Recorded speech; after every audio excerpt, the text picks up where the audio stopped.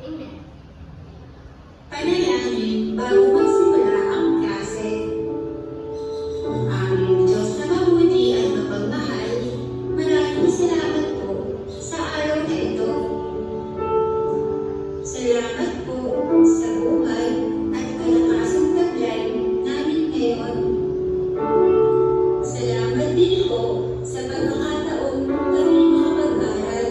Buksan mo po ang aming mga puso at isipan sa mga tinuturo ng aming mga guro. Nawa ay maisagawa po namin ang aming mga gawain ng husay at talino. Nawa ay magkaroon din po kami ng motibasyon at inspirasyon upang magampanan. Father, is not always perfect. Magandang umaga mga bata. Kumusta kayo? Okay. Ako ay masaya dahil kayo ay nasa mabuting kalagayan. No? Bago kayo umupo, maaari po bang pulutin ang mga basura na nasa ilalim ng upuan at itapon sa tamang basurahan? Tapos na po ba mga bata? Okay, maaari na po kayo umupo.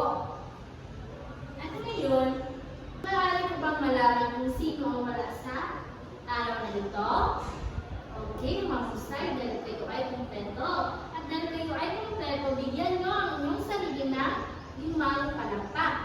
1, 2, 3, 4, 5. Okay. At ngayon, bago tayo simula sa ating tatalakayin, nais ko lang paalam sa inyo ang ating pamantayan sa loob ng klase. Basahin mga bata, mga alituntunin sa silid-aralan. Una, respeto sa bawat isa. Pangalawa, laging magtaas ang kamay kapag may nais sabihin. Pangatlo, epektibong lumahog sa talakayan. At pang-apat ay sumunod sa talakayan. Naintindihan mo ba mga bata ang ating pamantayan sa loob ng klase? Okay, mahusay mga bata. Ngayon, may binigay ba akong nagkakarating sa inyong kahapon? Okay, at kung meron, ipasa ang inyong mga isdang aralin dito sa ulat. So, mga bata, ano ba ang ating ginagawa kapag tayo ay nagbabasa ng kwento? Okay, tayo ay nakikinig. So, ano nga ba ang kwento? Ang kwento ay isang salaysay o pangyayari. Mahilig ba kayong magbasa ng kwento? Okay, mahusay. Dahil may ibang kwento na may makukuha tayong aral sa kwento. Okay, ngayon, maaari po bang ilabas yung mga notebook para sa ating aktibidad? Read. Panuto. Isaayos ang mga letra na tumutukoy sa mga konseptong pag-aaralan ninyo ngayon. Una, ito ang sunod-sunod na pangyayari sa isang kwento. Pangalawa, ito ay pangunahing nagaganap sa kwento. At pang-tatlo, ito ang lugar kung saan nagaganap ang isang kwento. Okay? Bigyan ko kayo ng 5 minuto para tapusin ang inyong aktibidad. Tapos na po ba mga bata? Okay. Ngayon, ating suriin ang inyong mga answer. Sagot. Okay. Una, ito ang sunod-sunod na pangyayari sa isang kwento. Ano nga ba ito? Yes? Okay, mahusay. Ito ay banghay. So, sino nakakuha ng tamang sagot? Okay, mahusay. So, sa pangalawa, ito ay ang pangunahing kagaganap sa kwento.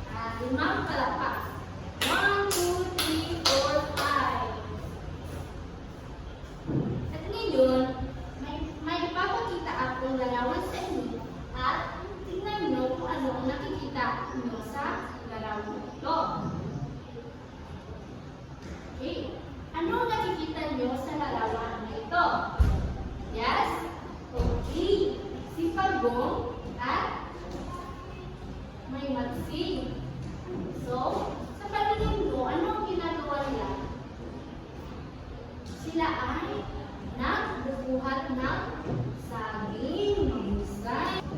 So ngayon, babasahin natin ang isang kwento na pamagat ay ang si Pagong at si Magsing. Okay, kapag may nagsasalita dito sa harap, ano nga ba ang ginagawa? Okay, makinig. At ano pa? Okay, mahusay. Okay, habang ako ay nagbabasa dito ng kwento sa harap, maaari po bang makinig kayo ng maayos dahil pagkatapos nito, may aktibidad kayong gawin. Naintindihan mga bata? Okay. Ang pamagat sa kwento na ito ay ang si Pagong at si Magsing. Noong unang panahon, magkaibigan sina Pagong at si Magsing. Isang araw, nakakita sila ng puno na inaanod sa ilog. So, nakakita sila ng puno na saging na inaanod sa ilog. Kinuha nila ito at pinag-usapan kung paano nila ito hahatiin. Matalino ngunit tuso ni Magsing kaya sinabi niya kay Pagong na kunin ito ang ibaba ng puno habang kunin niya naman ang nasa itaas na bahagi. At umayag naman si Pagong. Pagkalipas ng isang araw, tumubo ang bahagi na ni Pagong at nagkaroon ng maraming saging si Pagong. Ngunit ang bahagi ni Magsing ay hindi tumubo. So, nakita ito ni Magsing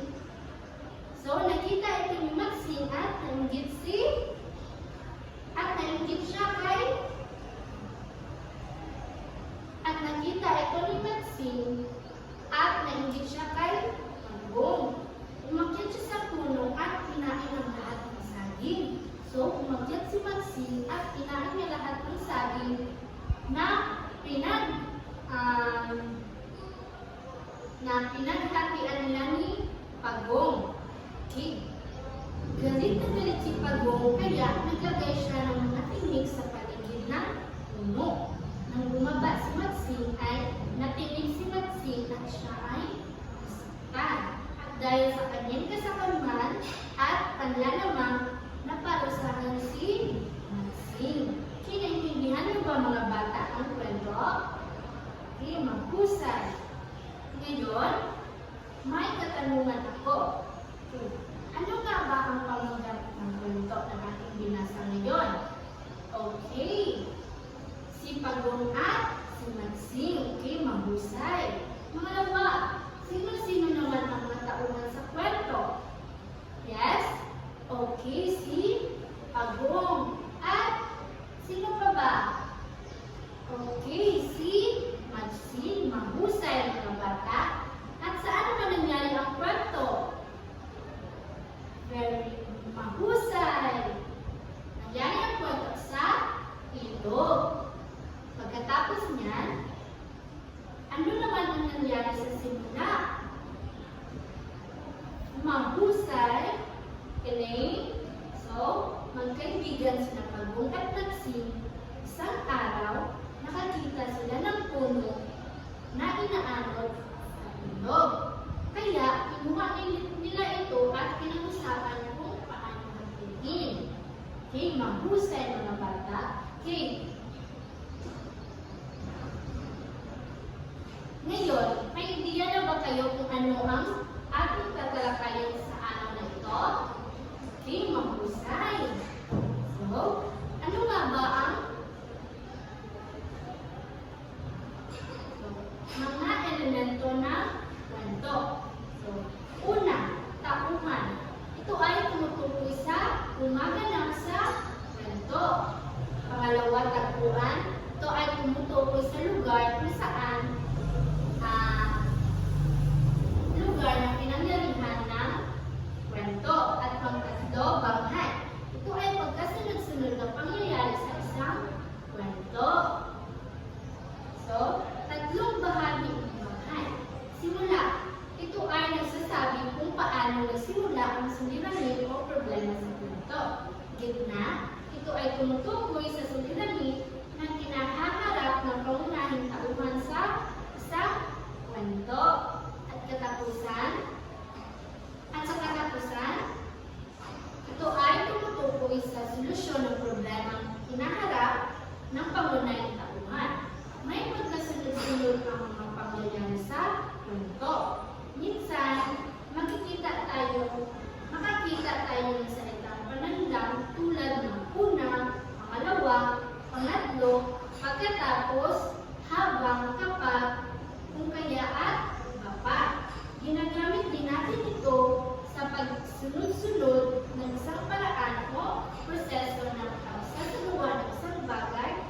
tulad ng paglalaba, pagluluto, at iba pa.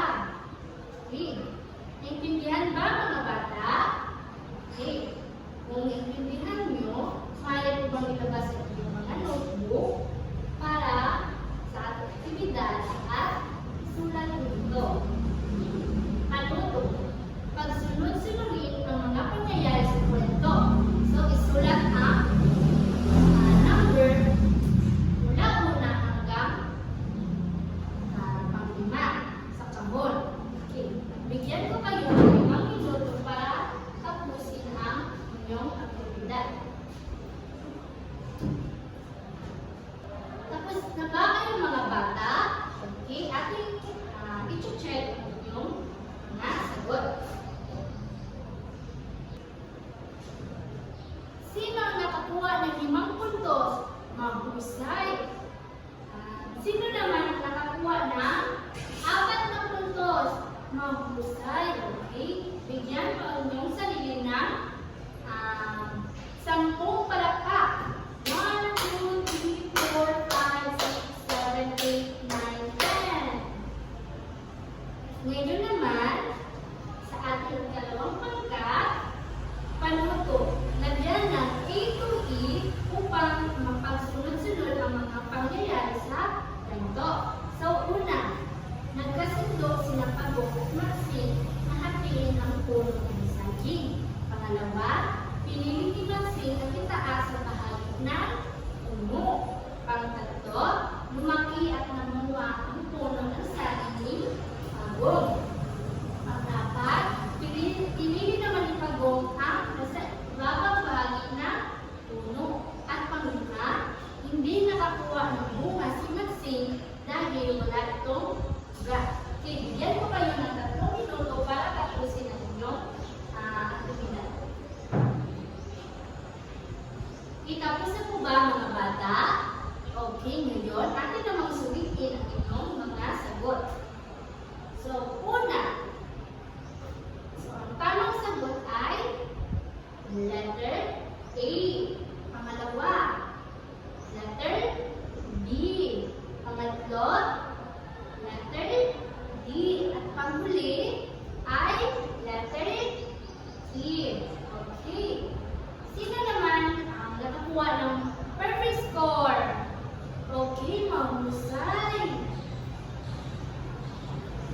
At ngayon, para sa inyong takdang aralin, maaari mo bang ilabas ang inyong mga notebook para isulat ito? Okay, panuto. Bumasa ng isang kwento. So, sa inyong bahay, sa inyong tahanan, bumasa kayo ng isang kwento at isulat ninyo ang tauhan, tagpuan at panghay sa kwentong inyong binasa. Okay? Naintindihan ko ba mga bata? Okay, mahusay. Bago natin tapusin ang ating talakayin, maaari po bang i-arrange ang inyong upuan at pulutin ang mga basura na nasa ilalim ng inyong upuan at itapon ito sa tamang basurahan. Tapos na po ba mga bata? Okay, magsitayo po tayo lahat para sa ating